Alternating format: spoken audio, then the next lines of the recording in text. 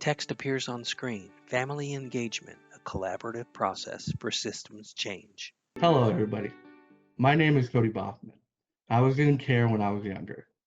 Eventually, I was reunified with my mother, and later we will have a great opportunity to kind of share our insights while we were in the child welfare system. I am currently the co-leader of the National Policy Committee for the Foster Care Alumni of America. We truly want to thank everybody and appreciate you guys for being here to be able to hear kind of our insight. We really want to focus on today putting in that extra effort for every family that we currently serve, truly valuing culture and ethnic roots, and really looking at Family First Service Prevention Act as a huge opportunity for us to be engaged. There's a huge opportunity for us to be able to share our insights and really affect the child welfare system for years to come. Hopefully through this session, you'll be able to come out with concrete examples to change system, break barriers, engage with families, engage with fathers, and break the ice with the families that we currently work with. As a reminder, if you need any assistance today, the help desk is available. I will go ahead and pass this on to Bob. Text appears on screen. Changing systems.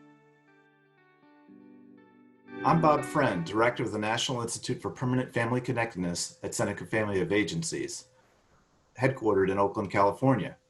In my portion of the session, I will suggest the primary question to grapple with when conducting systems change, identify key facts which emphasize the urgency of our work, examine the importance of systems alignment as a necessary objective in the systems change process, and then offer ideas and questions I believe are central to this effort. The fabulous presenters to follow will provide more detail and ideas to address key specific areas of family engagement to help affect systems change.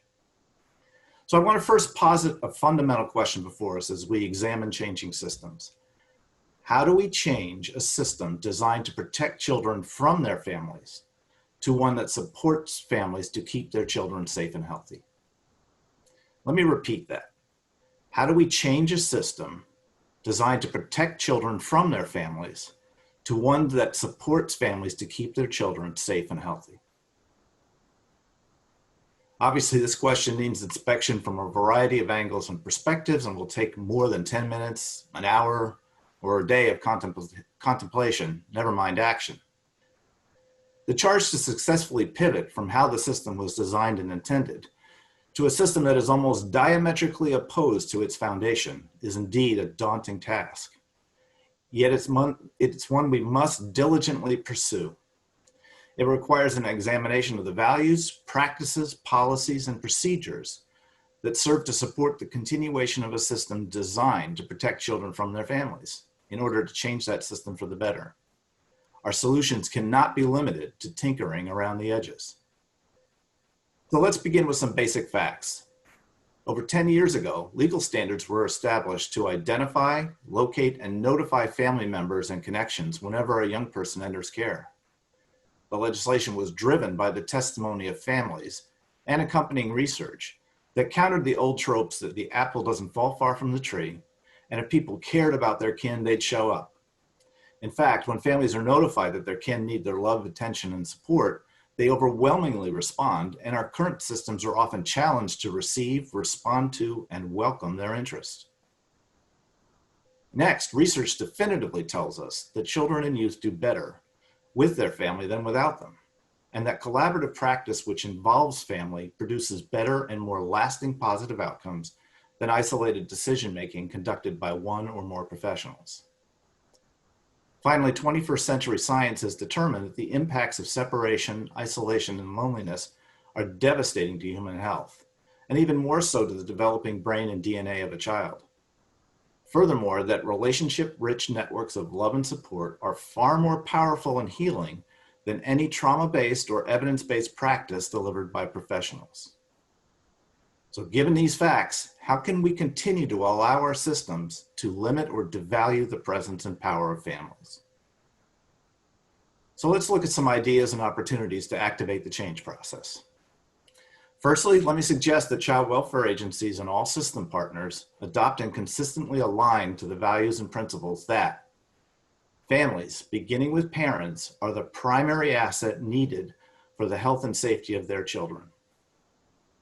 Families, beginning with parents, are the foremost experts in their own lives and in the lives of their kin. Therefore, all decision-making about family must include those family experts, beginning but not limited to parents. At the leadership and executive levels of Child Welfare Agency and the partners, establishing and consistently holding an unwavering shared agreement and accountability to these core values is essential to changing systems. When systems are not aligned with regard to these principles, families are harmed. Avoiding or ignoring the lack of alignment to these principles is to knowingly participate in the continuation of the harm that unnecessary separation and isolation inflicts. I submit to you it's your duty to relentlessly work towards establishing better and more aligned relationships with every system partner and to hold each other accountable to these principles. Secondly, by examining the experience that families face and including partners and those with lived experience in that examination, leaders can learn what practices, policies, routine decision-making, and operations currently support the involvement of families, and what interferes with or deters family involvement. Process mapping and like activities will promote a clear picture of what's currently occurring, which can lead to understanding the design of what can and must be done to alter unwelcoming paths to engagement. Then concluding with abolishing internally and with partners obsolete practice models and theories which separate and isolate family members and limit or prevent communication between them. Continuing along with the theme that families are the primary assets, essential to healing, and experts in our own lives, how can we engage them and utilize that expertise in order to support changing our systems for the better? Beyond process mapping, how else can you involve people with lived experience to support and guide your efforts? People with lived experience can be extraordinarily helpful to defining what success looks like and shifting efforts to support work along the prevention continuum, so that we stop impacting families unnecessarily and we provide them what they need when they need it instead of what we have, whether they need it or not. What partners would parents, children, and families say they trust to share their struggles with long before any child welfare system involvement would occur? Text appears on screen. Systems should also discontinue practices that isolate and separate families. Would a more immediate and supportive response to families impact the size and purpose of the Child Welfare Agency and our child welfare system? Would that shift restore power to parents, families, and communities to access and create both formal and informal supports that are more culturally responsive than any government system? I think yes. People with lived experience can provide you with valuable feedback and insight about what effective engagement looks like. So you, your program managers, supervisors, trainers, and coaches ensure that effective engagement is not left up to the discretion of the worker. How will you emphasize the importance of skill building and support of the workforce, along with the accountability and measurement beyond that of worker self-report, to ensure that effective engagement consistently occurs? Text appears on screen. Measuring effective engagement is essential to success. How would your recruitment and hiring process change to attract people who excel at relationship development, facilitating meetings, and advocating for families? How would your evaluation process of the workforce change? What impact would that have on retention and promotion qualifications? And then how can we increase the impact of those with lived experience on our program evaluation process? Text appears on screen, including our continuous quality improvement efforts. We've seemingly trended towards charting and tracking thinner and thinner slices of child and youth behavior based upon the belief that this will create greater evidence of effectiveness.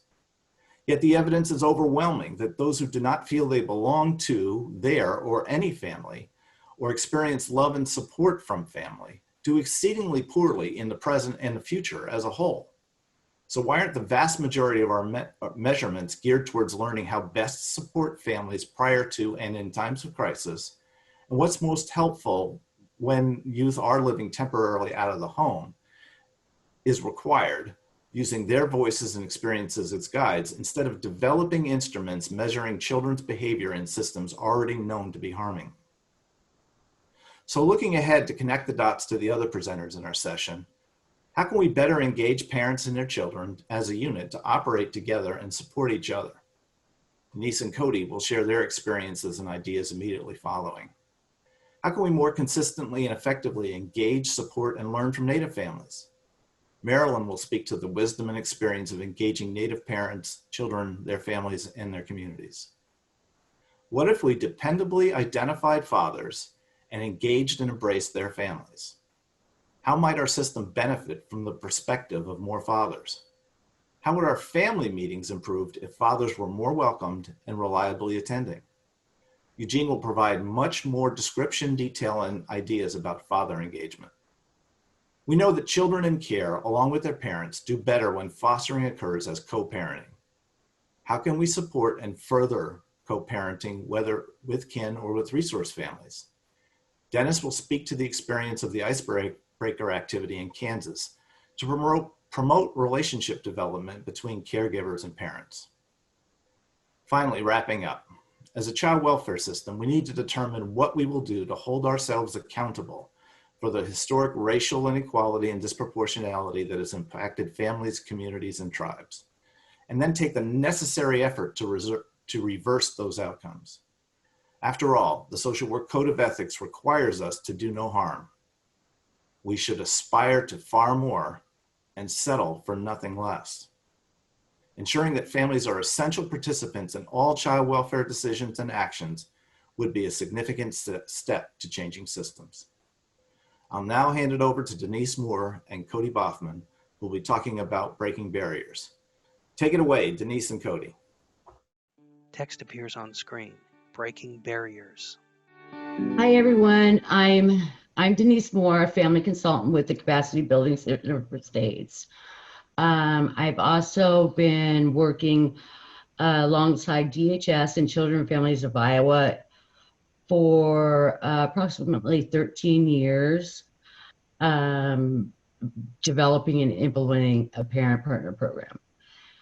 I went from one of the very first birth parents sitting at the table to actually coordinating a whole service area. So I was in charge of 15 counties in central Iowa to monitor and maintain and provide data for the parent partner program. I also do some work with 0 to 3. I am a consultant for them and their Safe Babies court teams. And I do some work with Casey Family Programs and the Birth Parent National Network. Hi, everybody. I'm a former foster care youth alumni. I used to be on the National Foster Care Alumni Policy Council. I'm also the co-leader of the National Policy Committee for the Foster Care Alumni of America. I've been working with families at Children and Families of Iowa for the past 5 years, and I have about 12 years of advocating experience. It's actually really kind of cool because we've been able to, me and my mom have been able to work together to bring different perspectives to the table. So. And it's really changed the culture of our system.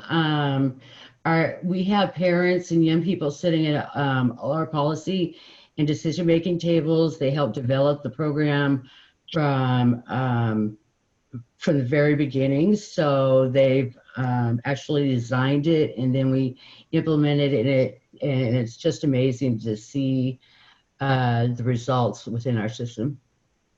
So we really want to kind of dive into kind of what worked well for our family. But what kind of worked well for you while going through the case?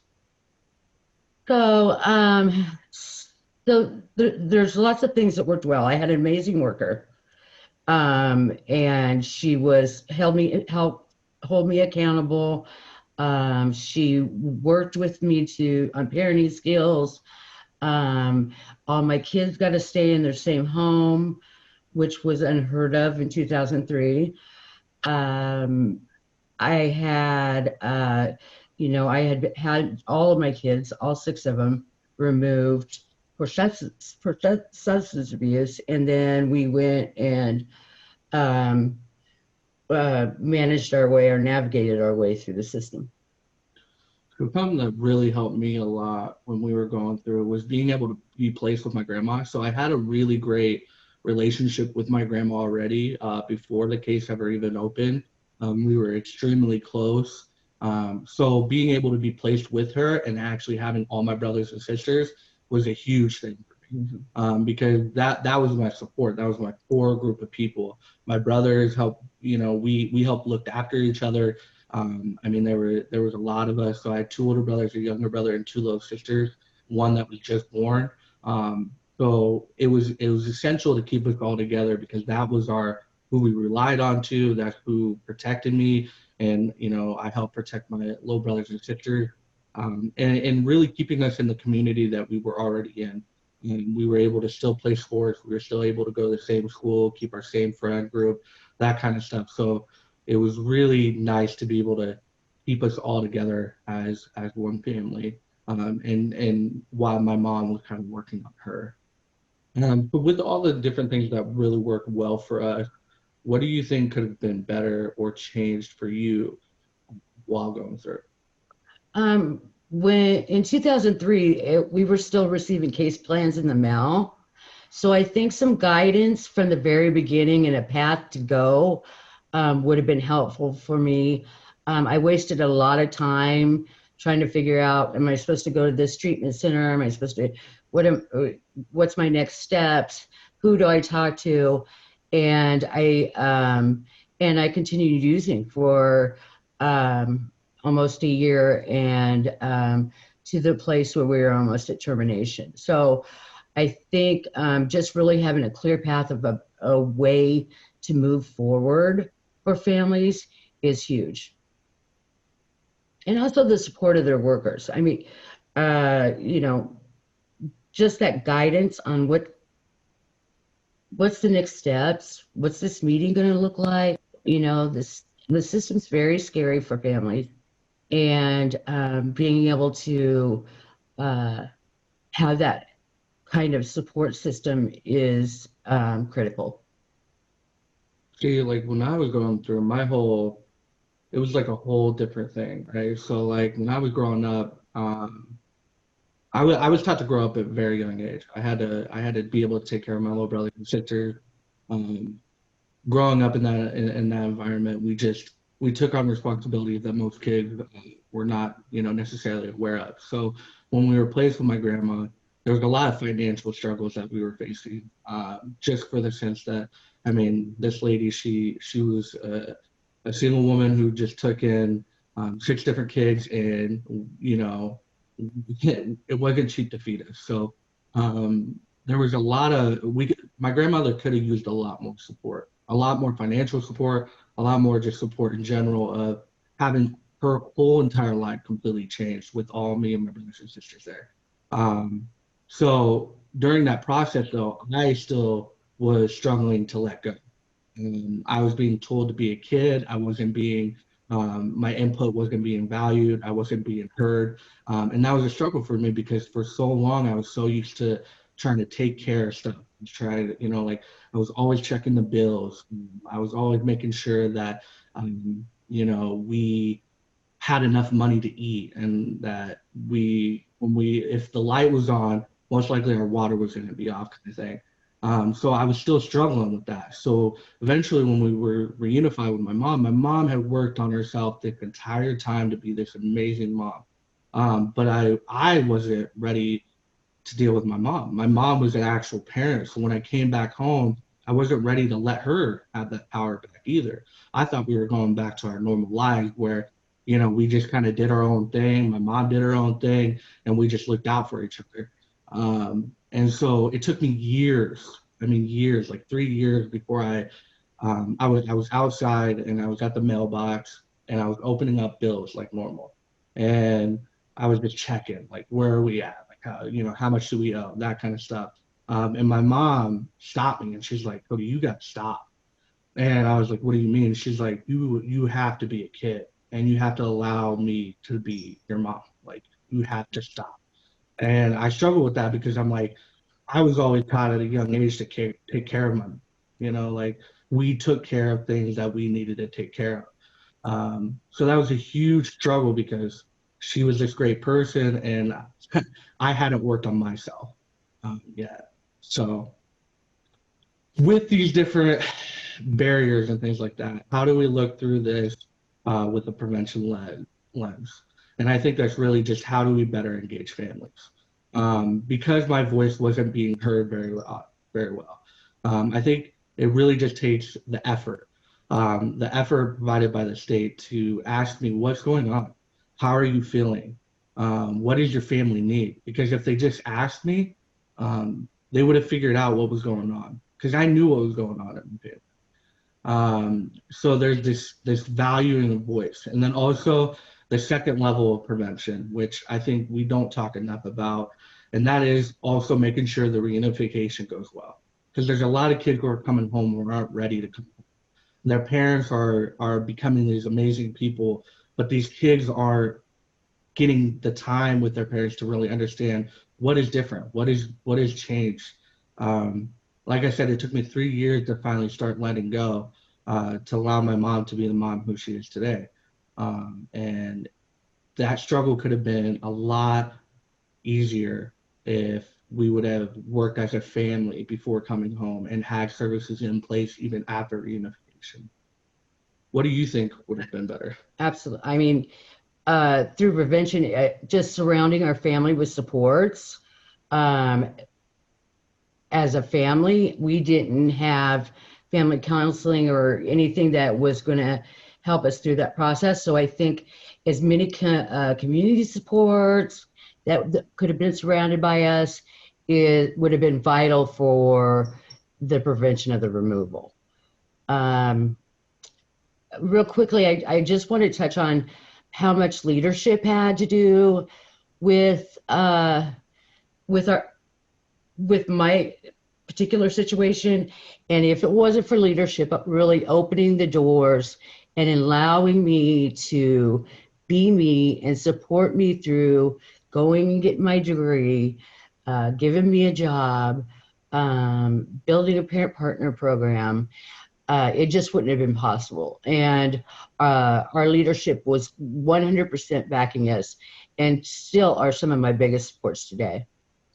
Well, and I think there's also a level of the leadership that it took for the caseworker to keep us all in the home, because the home, it was pretty surreal to have our family be able to stay in the same home, Right. which was technically classified as like a drug home.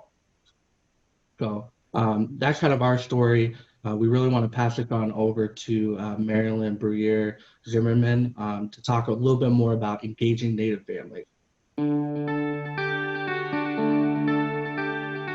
Thanks, Cody and Denise. As they've introduced, I'm Marilyn Bruyere Zimmerman, and I'm an enrolled citizen of the Nakota people that live on the Fort Peck, Assiniboine, and Sioux Reservation in Montana. And a big part of our way of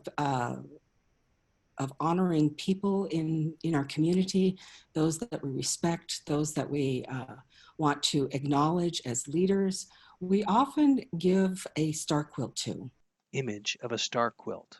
And the star quilt is made up of 8 points, and the points represent our ancestors reaching down from the stars and our people reaching up in order to create this wholesome, vibrant community.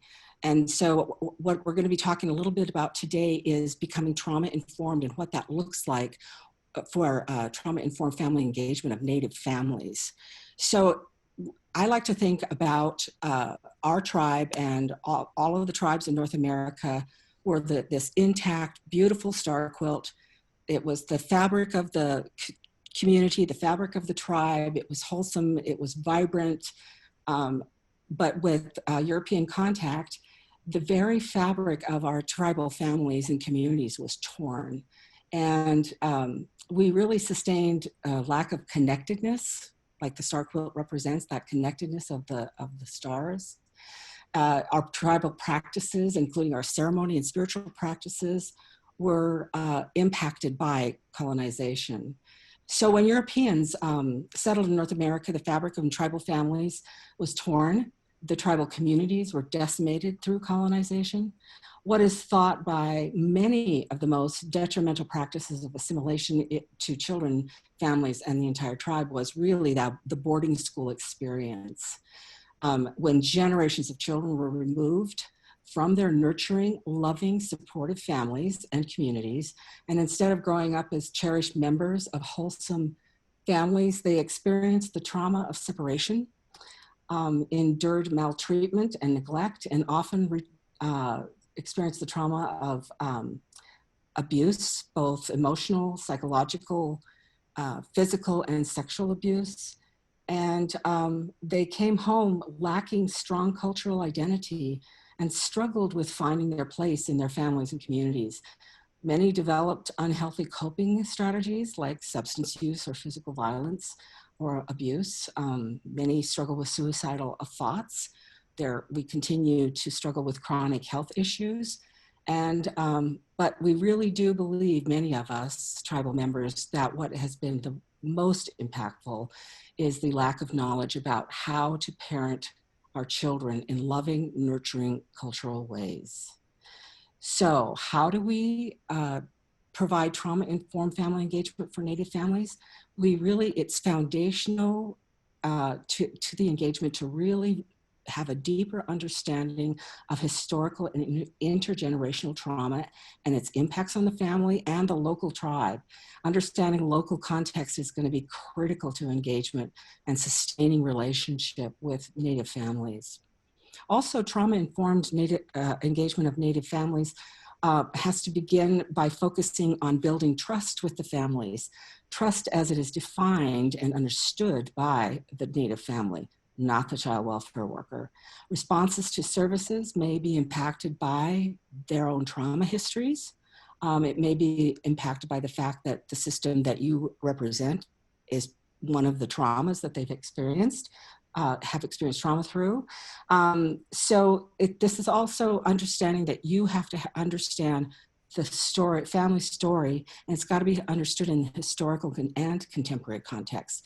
That includes accessing resources and what that looks like for the family. What are the agencies and the systems that are meant to serve American Indian families that have not done, that have been chronically under-resourced for decades? And what will that look like as we begin to think about the strengths of the family, the strengths of the tribe, and the strengths of the community? So trauma-informed approaches to family engagement also means that the child welfare worker understands and is able to identify and empathetically respond to family members who have trauma histories that have not been identified yet. They don't know they have a trauma history, right? We don't know that they have a trauma history. So that when we have an engagement with them and we may trigger them, a circumstance may trigger them, a smell or a sound may trigger them. And just to remember that if we're trauma informed, we have to remember to depersonalize those sorts of behaviors that we encounter. The anger or the frustration that we encounter from either the parent or a family member. Anger and resentment and avoidance are likely trauma responses. And so to think of those behaviors that way rather than non-compliance. Remember, the behavior is happening around you, but it's not about you. Keep asking yourselves, is this behavior non-compliance, or is this caregiver being triggered? What's happening in front of me?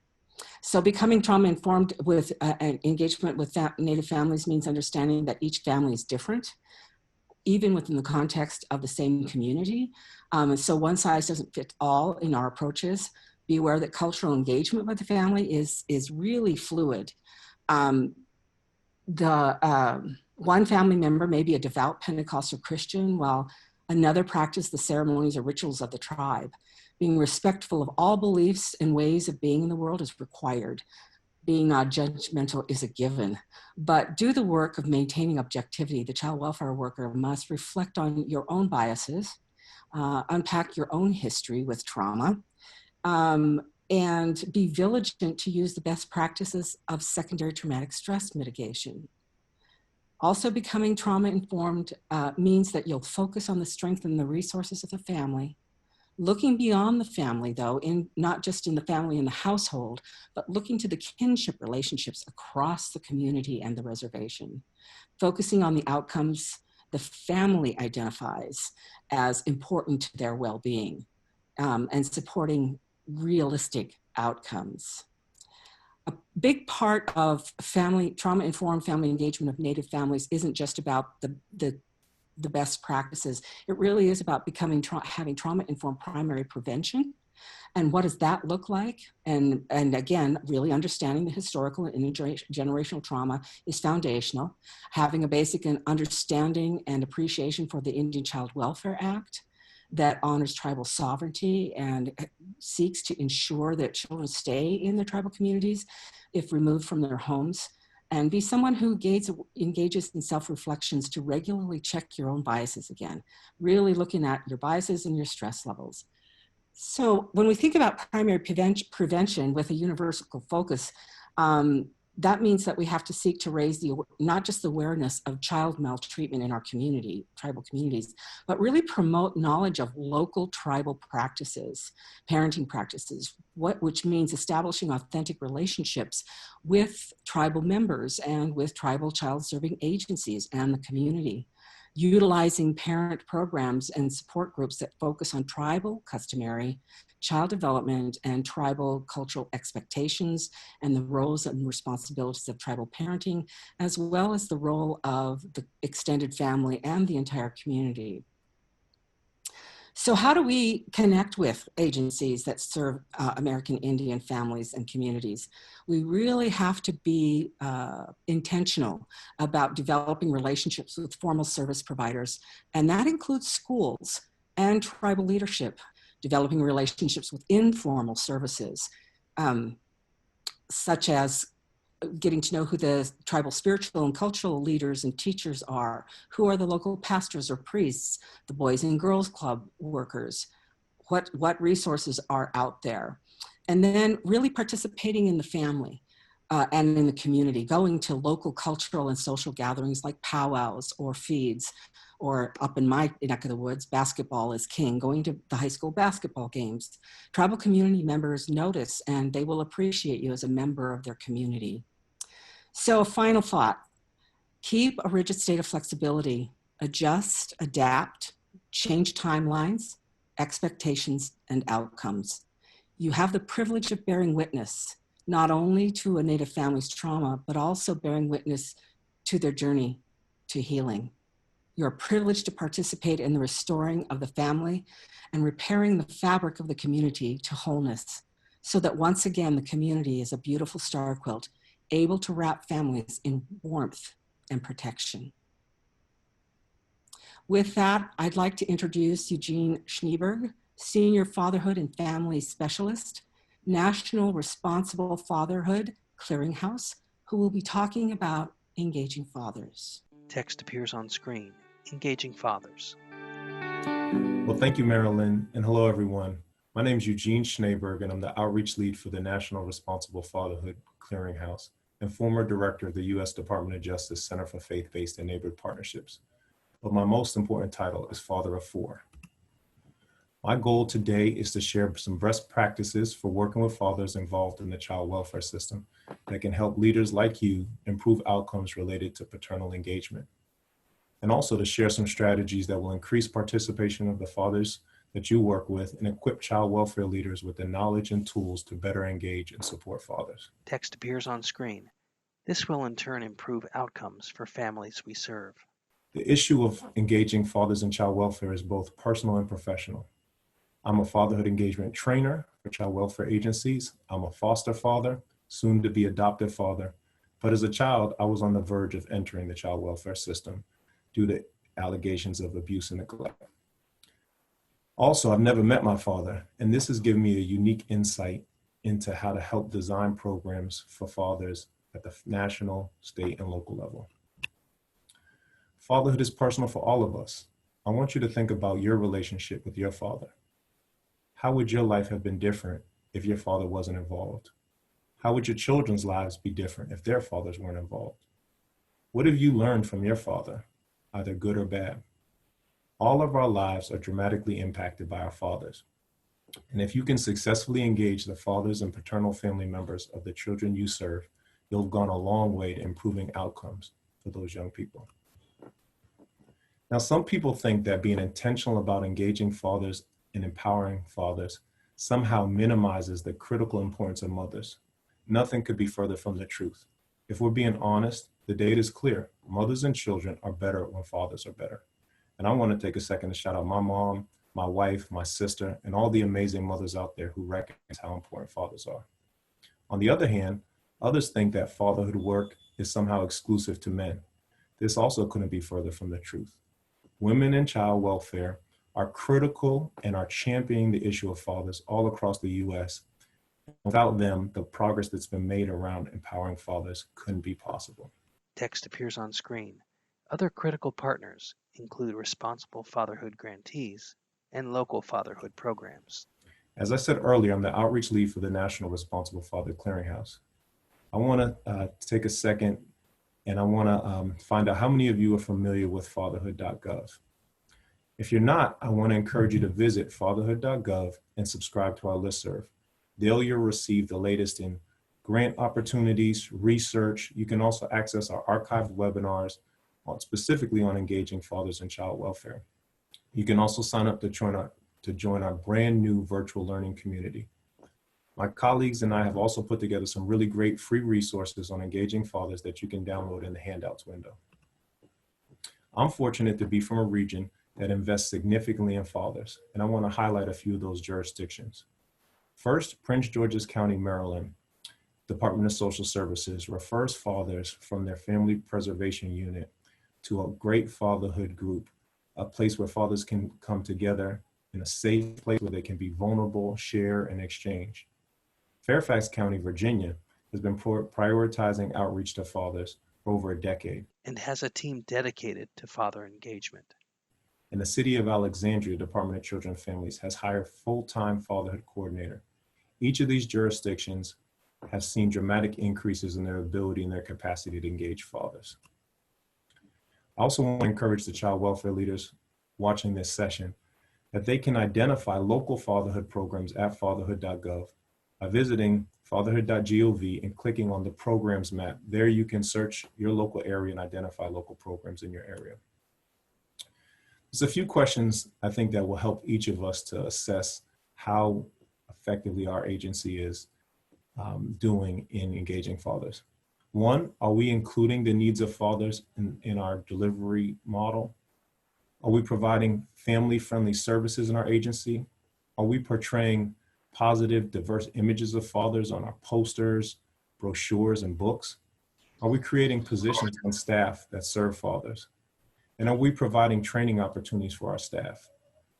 And are we expecting that fathers participate in programs? Lastly, are we designing programs for fathers as well as mothers and children? I want to share a quote from Dr. Michael Lamb from Cambridge University. He says, "I think the research has shown that the stereotype of the uninvolved, disinterested, low-income father is really misleading. That contrary to that stereotype, the research shows that these fathers have the same motivation and are as committed to doing whatever they can to promote their child's welfare." We know from the research that positively engaged fathers, children with positively engaged fathers demonstrate lower levels of disruptive behavior, acting out, and particularly with boys, lower levels of depression. For girls, they demonstrate improved self-esteem, increased confidence, and a willingness to try new things. Also, children with positively engaged fathers demonstrate improved school readiness and increased cognitive development. Studies also indicate that children who grow up with involved fathers are 39% more likely to earn A's in school, 45% less likely to repeat a grade, 60% less likely to be expelled from school, and twice as likely to go to college. Some key elements of engaging fathers is when you're working with dads, you want to individualize each case. You want to ensure that your staff are not bringing in their own implicit biases to when they're working with dads. They want to judge each dad on its own merits. You want to assume that the dads want to be involved. You want to demonstrate respect for him as a parent, and you want to really listen because he has a story to tell. Now, several agencies struggle to recruit and retain dads. So I want to share 3 keys to being successful in that area. Whenever possible, hire former child welfare parents, as we saw earlier in Denise's case, that can help recruit parents. Word of mouth is always the most effective method to recruit. Secondly, when you're hosting events or you're recruiting dads, it's really important that you use the word father or dads in your marketing materials and your outreach. Example of an event flyer using the word fathers. Some agencies generalize and lump mothers and fathers together and just call it parent group or parent training. Flyer for Dads Take Your Child to School Day. But when dads hear fathers or dads, whether it's donuts for dads, Flyer for Dads and Donuts event. or father-daughter dance, or fishing with dads, somehow our ears perk up.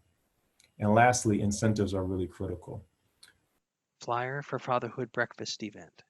We all know dads like to eat, so if you can offer food, particularly if your group is being held in the evening, that's going to be key. Or provide childcare or transportation. Anything you can do to reduce barriers for fathers is really critical. As I close, I want to recap by emphasizing that the earlier you engage fathers, the better your chances are of retaining their involvement. We all want to remember that the ultimate beneficiary of responsible fatherhood programs and engaging fathers are the children. Women child welfare professionals are critical to the success of engaging fathers. And fathers need the same resources, respect, and support that mothers need to be effective parents. I want to remind you that my colleagues and I at the National Responsible Fatherhood Clearinghouse have put together great resources for you on engaging fathers that you can download in the handouts window. So with that being said, I want to turn it over to my colleague, Dennis Alford from the Kansas Department of Children and Families, who will be talking about breaking the ice. Text appears on screen. Breaking the ice. Thanks, Eugene. And hi, everyone. I'm Dennis, and I've been part of our team in Kansas implementing icebreakers. The reality for many families involved in the foster care system includes children who are not only disconnected from their family, but from everything else familiar, such as their school, daily routines, and friends. And when a child is removed, parents are likely trying to cope with their own array of feelings, such as shock, guilt, and loss. On top of that, parents often receive very little information about where their child is or even who they're with. And all of this can be overwhelming to a parent whose child has just been placed in care. But this is a reality we can change because today so much more is known about the effects of trauma and just how important it is to keep families engaged and involved in the parenting of their child in care. So during this session, I'm going to share Kansas's story of engaging families through icebreaker conversations. The Icebreakers model was developed through an initiative supported by the Anne E. Casey Foundation. The icebreaker is simply an opportunity for a child's parents and foster parents to meet each other.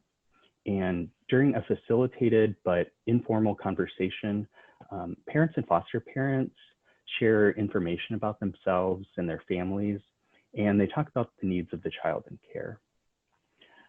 The icebreaker should be held as soon as possible after a child's initial placement in foster care and as soon as possible after any subsequent placement change. The icebreaker is not a place to talk about things like why the child entered care or the status of the case. There are so many other meetings focused on decision-making and paperwork. And so what sets the icebreaker apart is its time set aside to exclusively focus on relationship building. So much so that Kansas decided we don't want people to think of the icebreaker as just another meeting because it's not like other meetings they may be used to. And so we started calling them icebreaker conversations. The icebreaker itself is just one conversation, but what the icebreaker does is it opens the door for ongoing communication and shared parenting. And we know this can help reduce the disruption and trauma of placement for the child, reduce the parents' worries and anxieties, and improve the foster parents' abilities to meet the child's needs.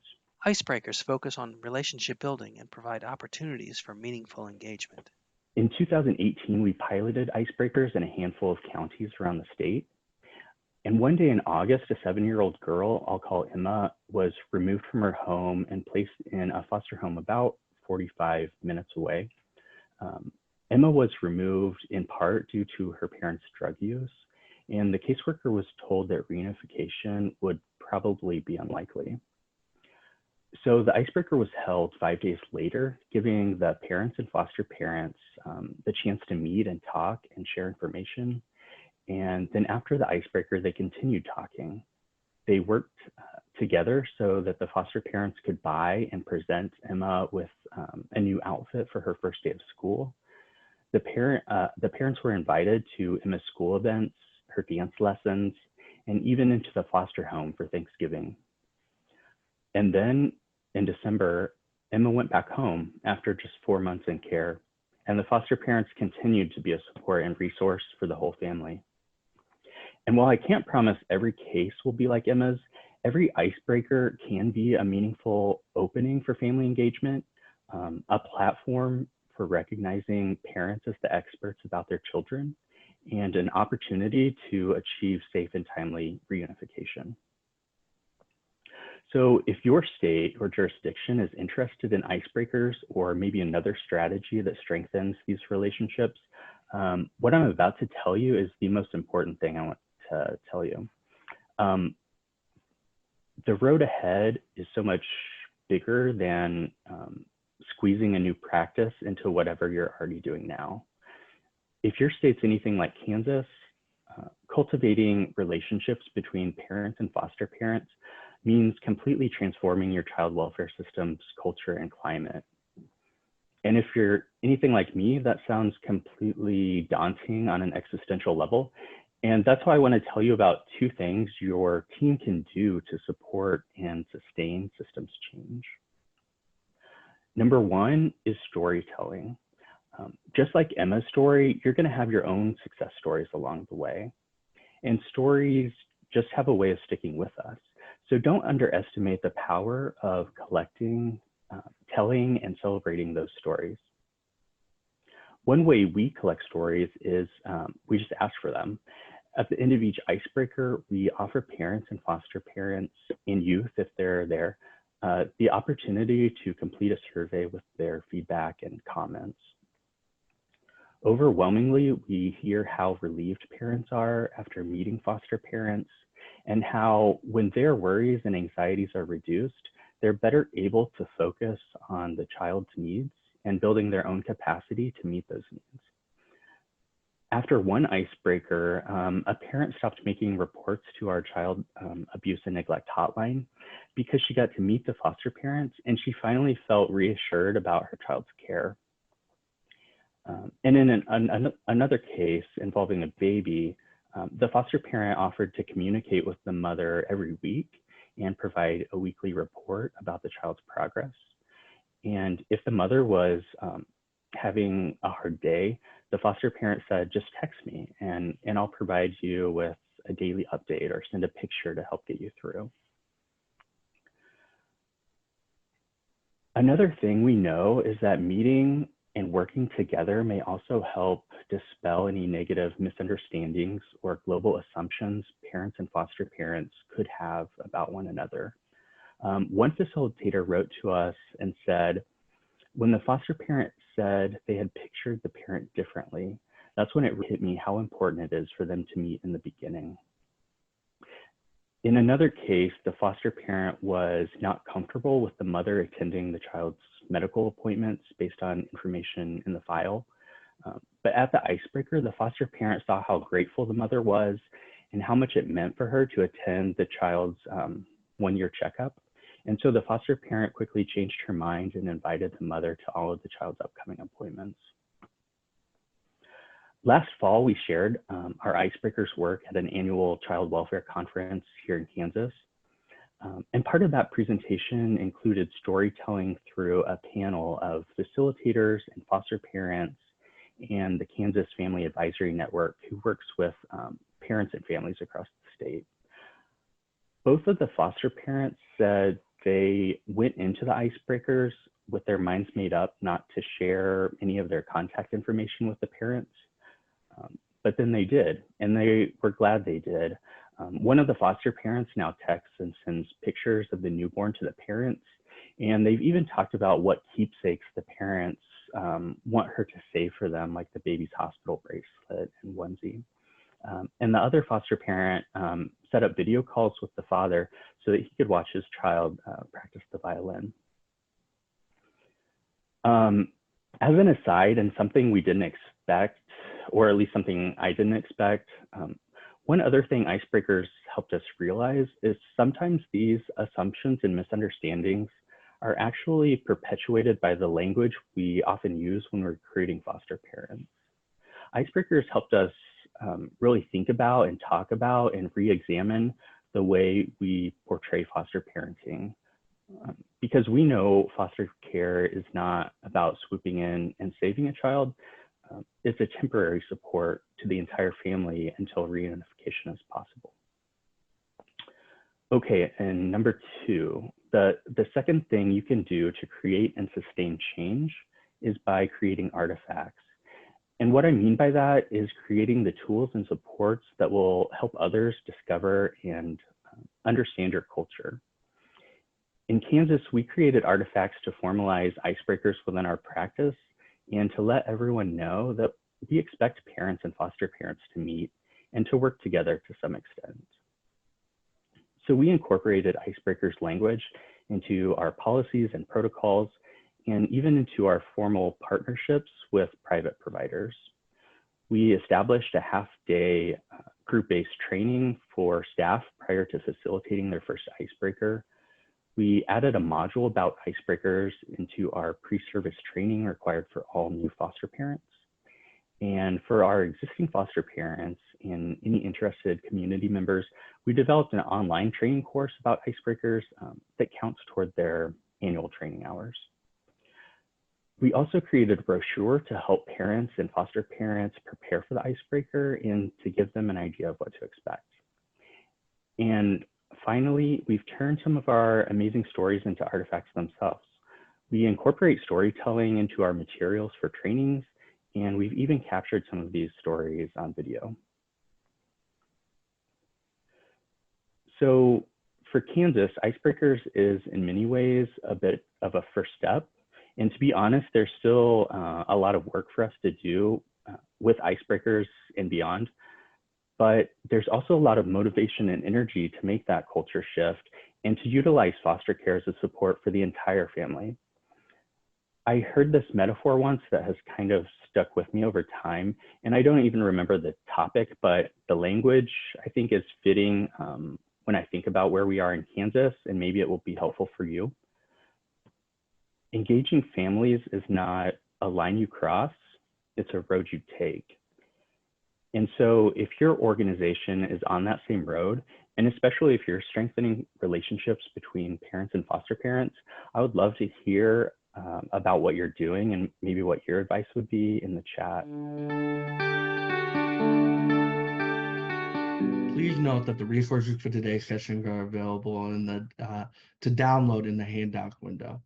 Thank you again for attending this session. We truly appreciate it. Thank you for our team of presenters. They did an amazing job. We hope that you are inspired about the many different ways to engage the families and the opportunities that we have moving forward. Leadership is going to be a critical piece to making sure a lot of these things happen and we move together and truly change our systems. Please don't forget to visit the exhibit hall, roll up your sleeve sessions, and our networking lounge. Stay put for our next facilitators to join us, and as always, thank you. Child Welfare Virtual Expo logo. Text appears on screen. This video was developed for the Child Welfare Virtual Expo by the Capacity Building Center for States and is sponsored by the Children's Bureau. Its content does not necessarily reflect the views and policies of the Children's Bureau.